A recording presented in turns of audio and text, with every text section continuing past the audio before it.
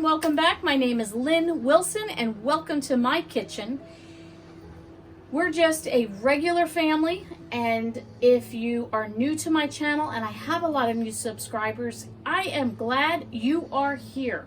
So my name is Lynn Wilson. My channel is At Home with Lynn Wilson, Everyday Living. So here it is. We're just black and white, plain and simple, and we share with you what everyday living is like for us, and hopefully some of those tips can help you in your kitchens, in your homes, with your kids, with your families, or just with yourself. Everyday living.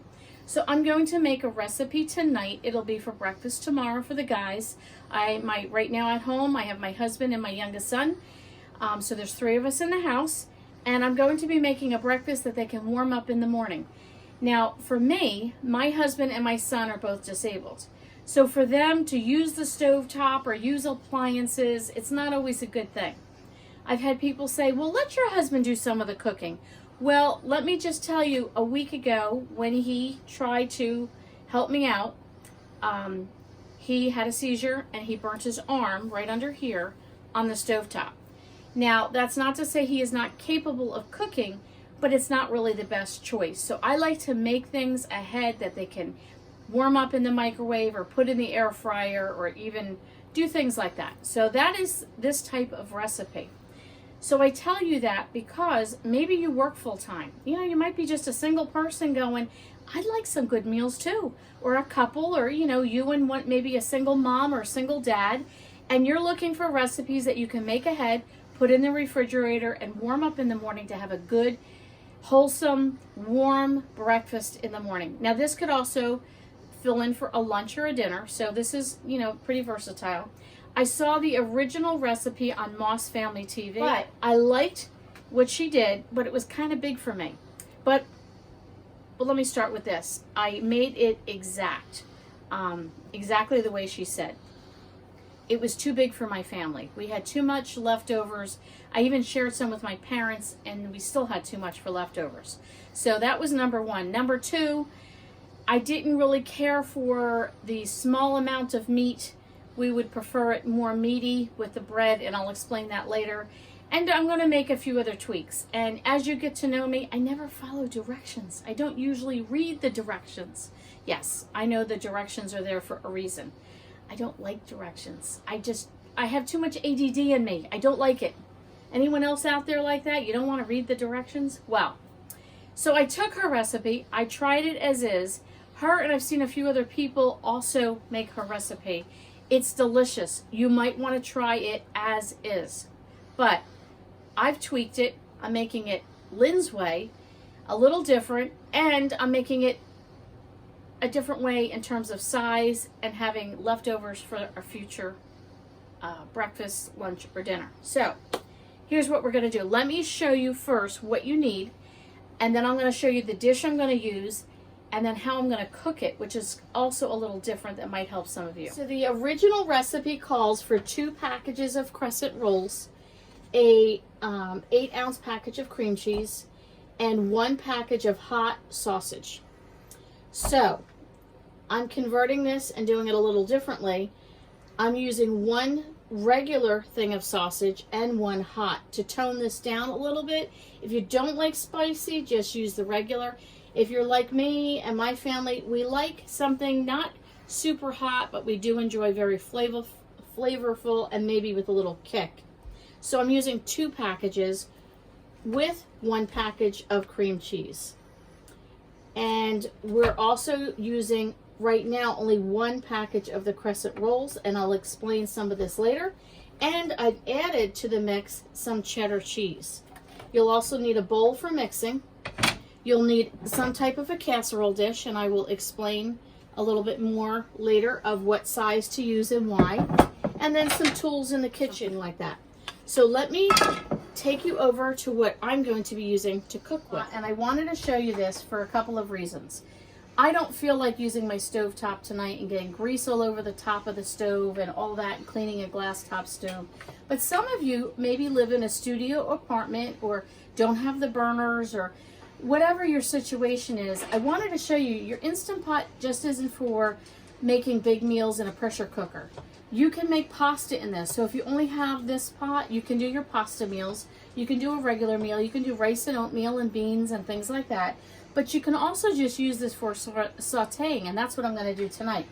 So I'm going to take the lid off because we don't want the lid on when we saute.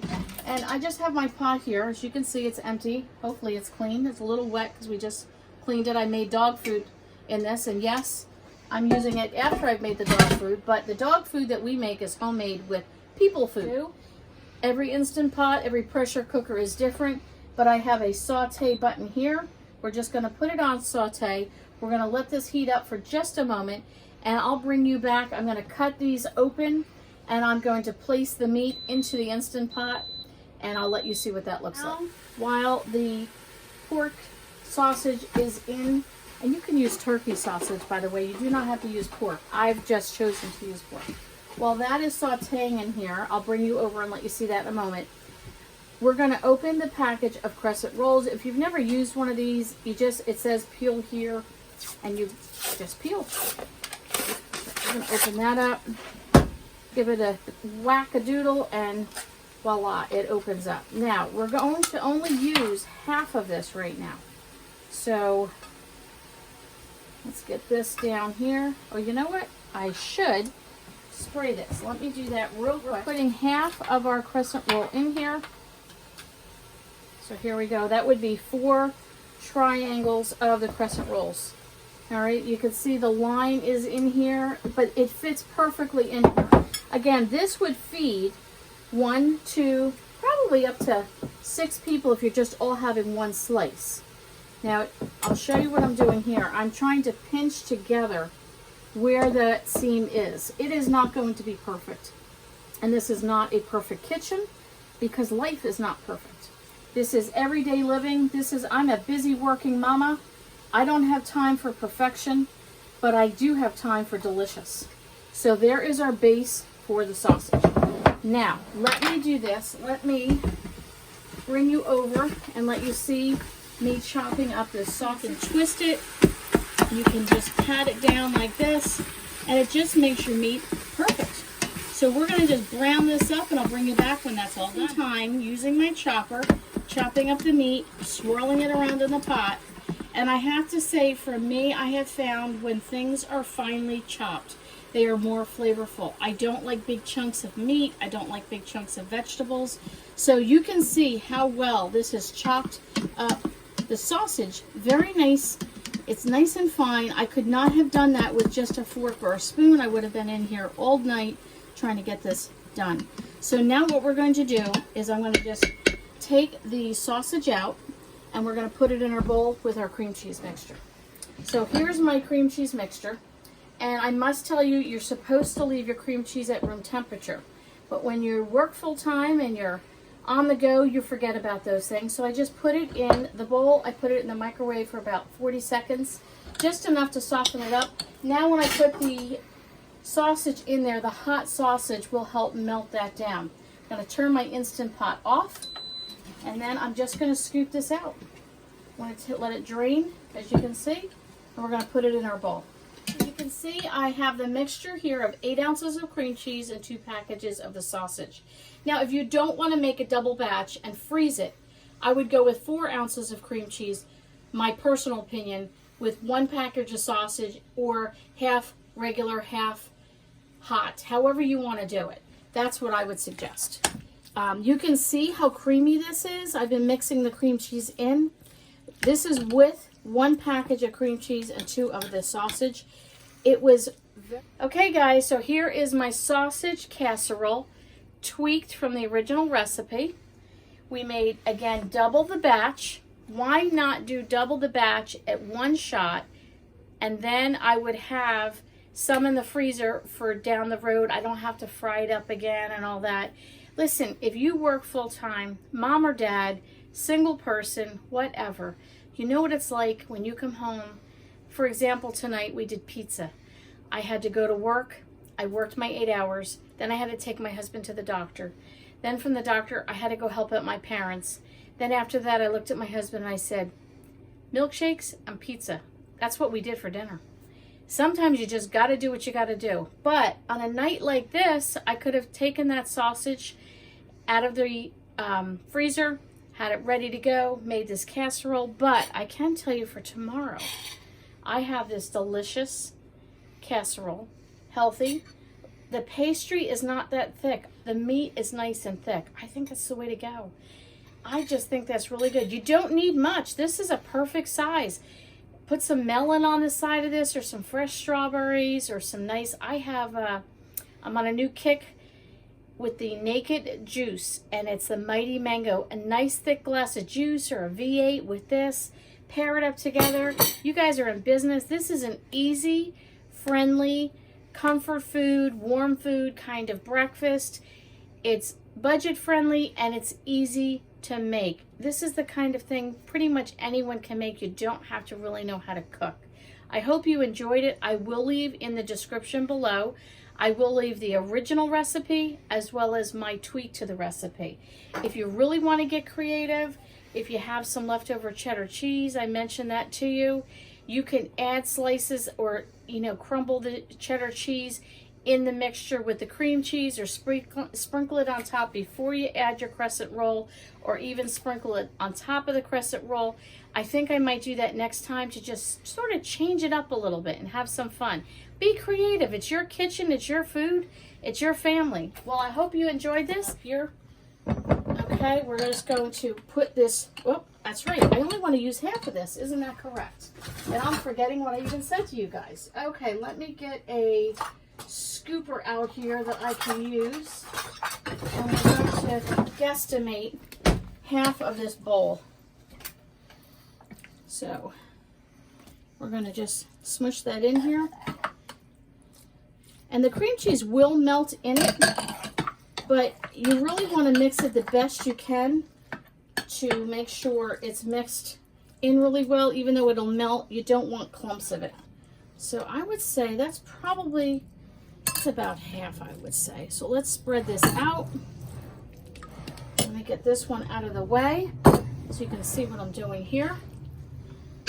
Okay, so you just want to spread it out as even as that. Now we're going to take the second half of our crescent rolls. We're going to undo the roll up here, lay it down. And this one got a little funky here. So we're going to just make it work, people. All right, open that up. That would go this way, I think. Is that right? Something like that. Yeah, that's about right. So we're going to try and squeeze and pinch this together. It's hot in the kitchen because I have preset the oven. So this dough is getting very soft. Pretty good. Just a little bit here in the corners I want to try and cover up, but it is getting a little thin, so I don't want to overdo it. But that, again, that will also spread out and bake up nicely. Okay, guys. So here is half the recipe, okay? And then here is the other half of the mixture. This will go in the freezer for a future date. And I still have my second crescent roll that I will put in the refrigerator. Whether we save it for this recipe or use it for something else later, it's okay. I'm going to pop this in the oven on 350 degrees for about 20 minutes, and I'll bring you back and let you see what it looks like. Okay, guys, if you could hear it, it is sizzling. It is sizzling. It is done. It is burning hot. Look at this. Doesn't look like much, right? It actually looks like a piece of shortbread. But we're going to cut a piece of this. Let me get this out of here and show you what it looks like inside. Let me grab a fork to help me out here. Oh yeah. Okay, can you see this deliciousness? I'm going to put that on a plate. Set that aside. Let me just give it a good... Oh yeah, look at that. Look at that. How good is that? Thank you all for stopping over, and we'll catch you all on the next video.